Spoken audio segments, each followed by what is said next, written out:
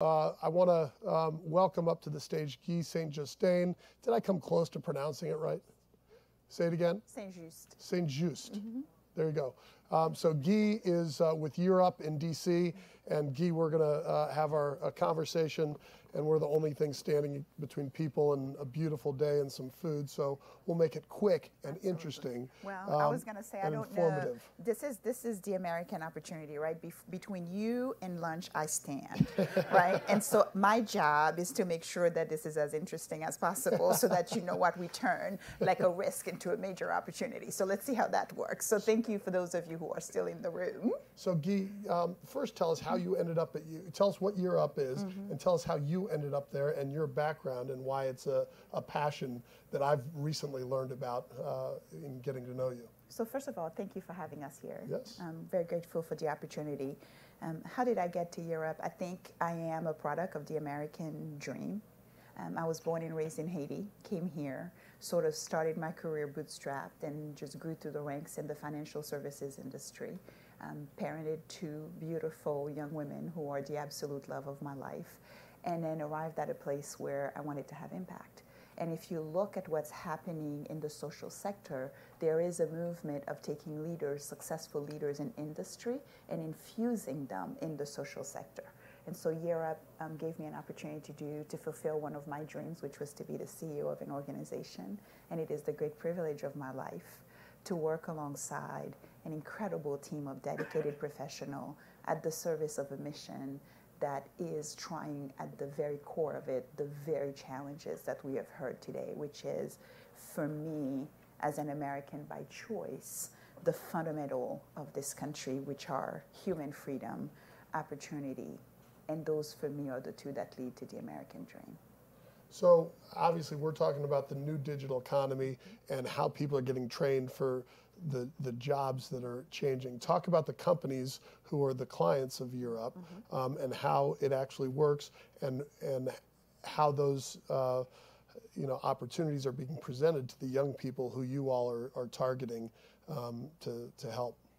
So here's some data. I'm not really good at preparing for these things. So as I sat here today and heard some really good data, I'm gonna sort of mirror them back to you guys. I think Mr. Acosta just talked about the #2 university school system in this country, who graduates 67% of people in 6 years, and another 66% just then goes on within a year to get a job at $25,000. That is the #2 school system in the country. What we didn't hear from him in terms of data is what is the cost of debt that these young people emerge with to be able to get a job for $25,000, and then how long, as a former banker, I can speak about this, right, in terms of compounding interest, how long does it take them to pay off that debt? And so at Europe, we come into at the crack of this idea of work and learn, and in 1 year, we will take a young adult whose average wage, with a high school diploma, 18 to 24, who is earning on average $9,000 a year, train them in a 6-month intense post-secondary education program, then an opportunity to learn through an internship for 6 months with companies such as Google, Facebook, Capital One, my alma mater, and the list goes on.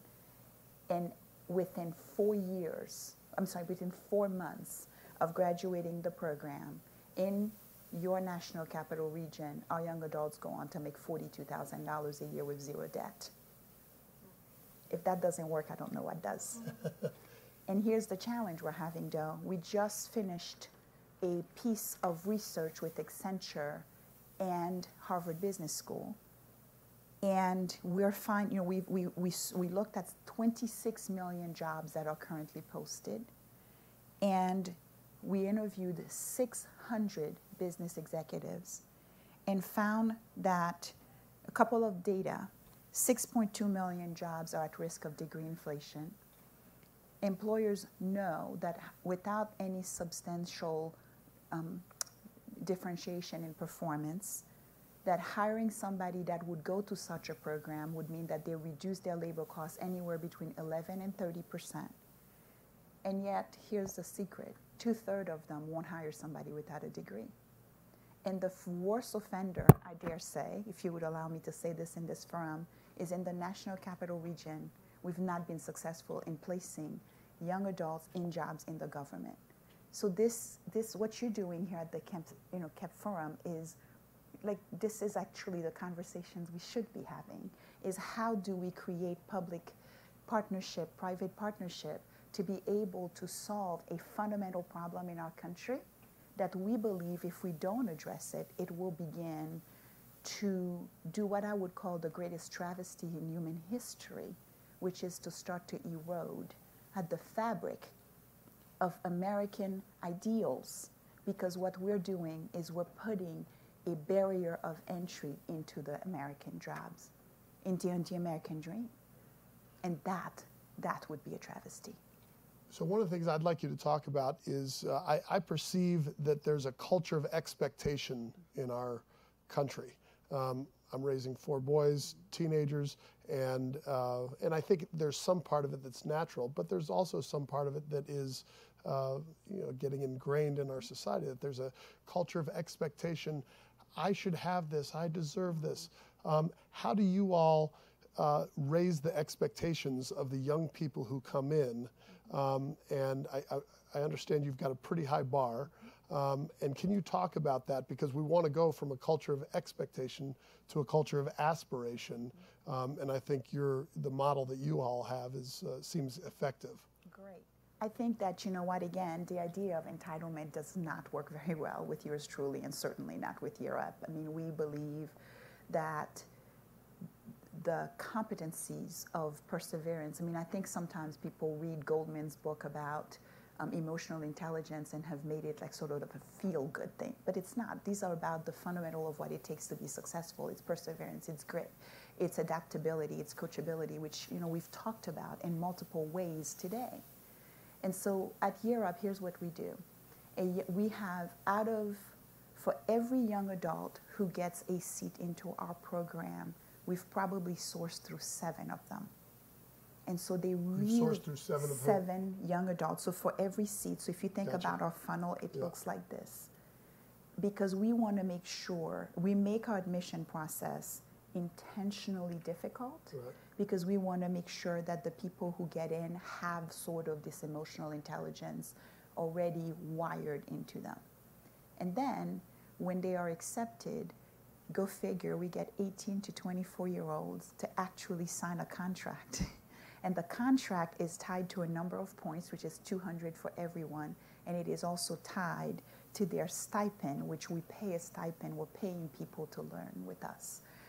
Every infraction known to man that you can imagine, and even some of them that I have violated, I would be like at 0 point and fired out of the program myself if I were like in program, because the idea of using your cell phone, or if a cell phone rings, that's a 15-point infraction, because we believe that there is still a sense of decorum and a way we conduct business in this country, from arriving on time to turning in work on time, etc. And so as they go through the program, at any point that a young adult arrives at 0 point, they're no longer in the program. So just to share some stats, with you so you can see the funnel, in the National Capital Region, we are growing in the fall to start serving 400 young adults a year through 2 cycles a year. So if you think about 200, we'll probably source through probably 800 to 900 people. For 200 people accepted, we will end up graduating about 75% of them, because we'll lose 25% of them during the year. They won't make it. But here's where it really gets magical. 95% of the young adults, and so I will say nationwide, about 85% go on to earning about $38,500 a year. In our nation capital, we come from industry, so we sort of like are embedded with the ideals of best in class, And so what we found is, like, right now, 95% of our young adults are graduating the program, are earning about $42,000 a year, and we have improved in terms of this idea of lifelong learner, of learning and continue learning and working. We have now tracked to improving from 9% of them continuing post-secondary education to close to 60% in just 2 years that have been enrolled in continuing enrollment in college, continuing post-secondary education. And in my alma mater, so I know Capital One really well, I was an executive there, getting people promoted what we call off-cycle, at odd time during the year is quasi-impossible. With the last class that went through Capital One, 4 of our young adults got promoted within 4 months of arriving there. So we believe the program works. However, what it takes is for sort of how do we as a collectivity start to tackle this idea or that ideals that for someone to be able to perform in entry-level or mid-level skills jobs that they have to have a college diploma as an entry point, right? And how do we engage in conversation in policies that says there are programs that work, there are programs that are proven to work, and how do we start to solve? Like, I think it is not only a national problem, it is a world problem. There are 6.5, there's an enormous number of young adults worldwide that are not working and not in school. And in the United States, that's 6 million between the age of 18 and 24. And I think we've got to address this challenge for the well-being of our country.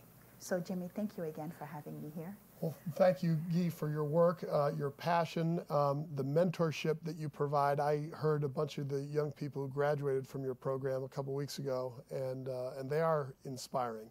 But again, I think having expectations is part of what we all need to be a part of in our civil society. You all are doing it. And then we also have to figure out how to reach the people who don't meet those metrics of getting into the Year Up program, and there has to be a stronger